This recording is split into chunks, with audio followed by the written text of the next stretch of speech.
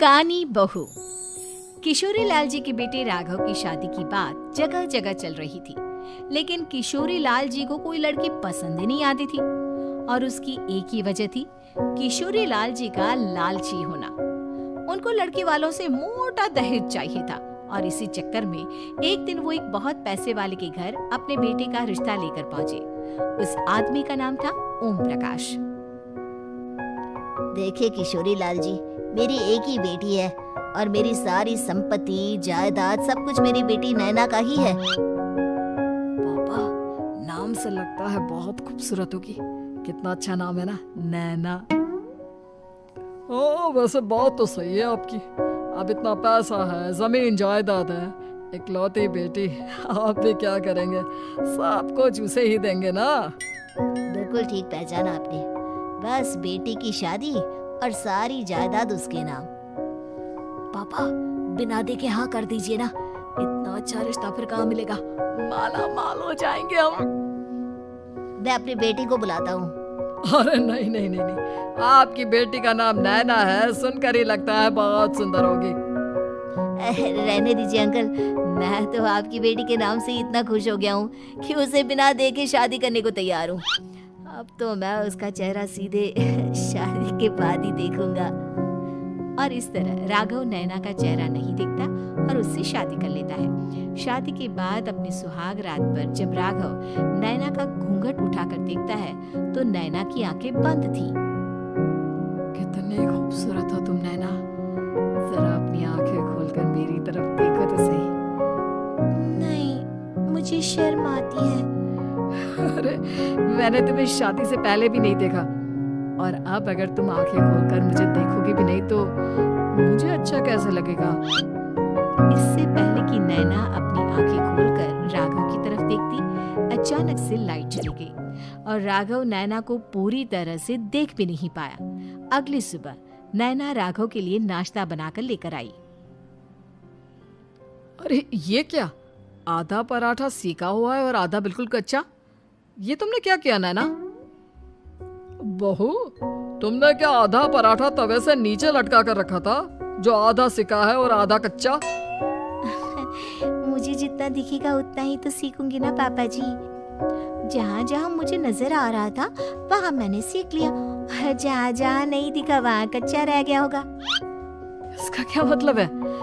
ये कैसा मजाक कर रही है तुम? अरे बहू, तुमने इतना लंबा घूंघट क्यों लगाया हुआ है? देखो, हमारे घर में बहुओं को बेटी की तरह रखा जाता है और फिर तुम तो इतना सारा माल लेकर आई हो। देखो, घूंघट डालकर रखने की कोई जरूरत नहीं है। हाँ नैना, पापा जी ठीक कह रहे हैं, तुम तो आराम से रहो, अपना ही घर समझो। नैना अचानक से अपना घूंघट उठा लेती है। अरे ये क्या पापा, नैना की तो एक आंख फूटी हुई है।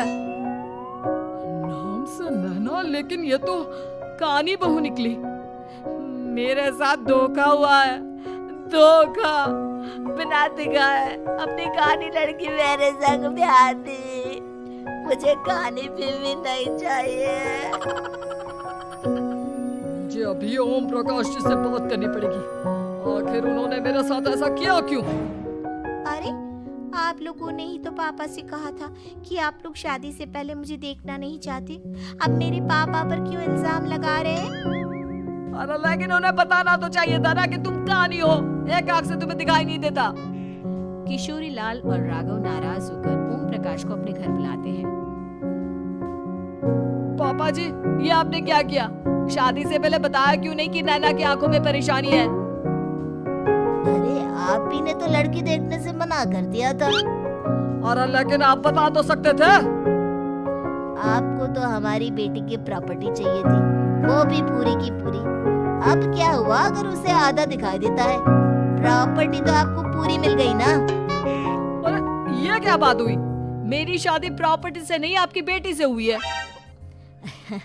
अब ये तो पहले सोचना चाहिए था।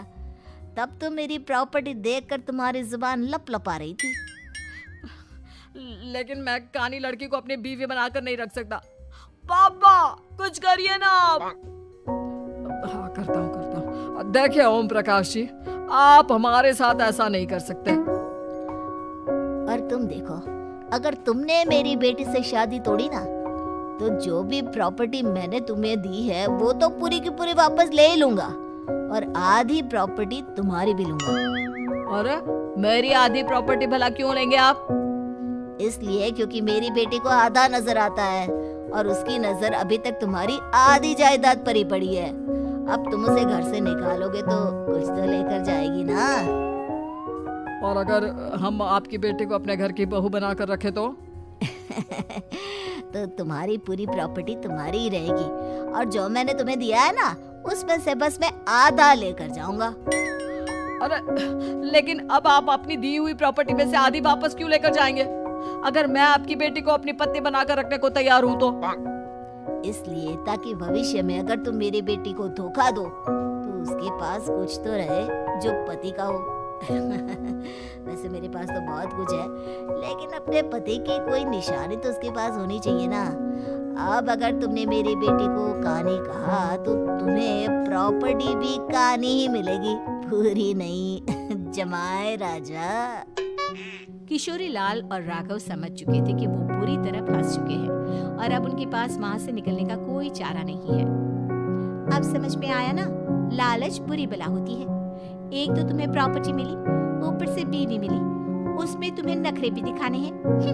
आए बड़ी, चुपचाप बैठो दोनों।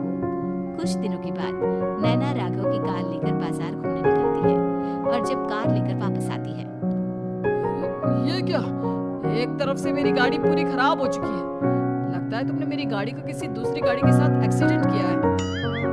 अरे कितना बड़ा नुकसान कर दिया तुमने बहू। क्या है ना पापा जी, मुझे एक आंख से दिखाई नहीं दे रहा था, सामने से गाड़ी आ रही थी। मुझे तो सिर्फ आधा ही दिखाई दिया और वो गाड़ी मेरी कार से रगड़ते हुए निकल गई। अब मैं क्या करूं बताओ? आप इसे ठीक कराने के पैसे कौन देगा? तुम्हारे पापा। तुमने मुझसे इस तरह से बात की? अभी रुको। नैना राघव की शिकायत ओम प्रकाश को कर देती है।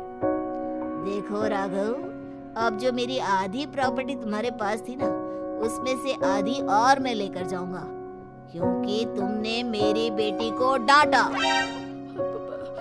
अरे नहीं पापा जी, गलती हो गई, माफ कर दो। गलती की तो कोई गुंजाइश ही नहीं। अगली बार मेरी बेटी को डांटा तो बची हुई आधी में से आधी और ले जाऊंगा। लालच के चक्कर में हम दोनों ने बहुत बड़ी गलती कर दी बेटा। एक तो तुम्हें कानी बहू मिली और ऊपर से जो माल मिला वो भी काना। इस तरह राघव की हर एक गलती पर ओम प्रकाश उसकी प्रॉपर्टी का आधा आधा हिस्सा लेकर अपना सारा माल वापस ले गया और राघव को कानी बीवी से काम चलाना पड़ा। भाई लालच वाकई में बुरी बला है।